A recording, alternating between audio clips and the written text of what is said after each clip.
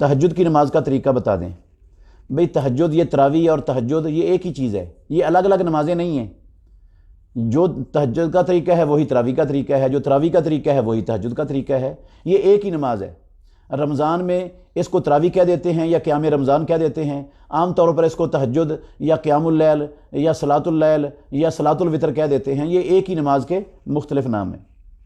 دو دو کر کے رسول اللہ صلی اللہ علیہ وسلم پڑھتے تھے اور آخر میں ایک وتر پڑھ لیتے تھے۔ یہ رسول اللہ صلی اللہ علیہ وسلم کی زندگی کا عام معمول تھا، اور پیارے پیغمبر 11 رکعت پڑھتے تھے۔ اس کی بھی پہلے میں نے پچھلے درس میں اس کی وضاحت کی ہے کہ رسول اللہ صلی اللہ علیہ وسلم 11 رکعت پڑھتے تھے۔ صحیح بخاری شریف میں ہماری ماں عائشہ ام المومنین رضی اللہ عنہا نے بیان کیا ہے کہ رسول اللہ صلی اللہ علیہ وسلم رمضان میں اور غیر رمضان میں 11 رکعتوں سے زیادہ نہیں پڑھتے تھے۔ یہ 11 رکعتیں یہی تہجد ہیں، یہی تراویح ہیں، یہی قیام رمضان ہے، یہی قیام اللیل ہے، یہی صلاۃ اللیل ہے اور یہی وتر ہے۔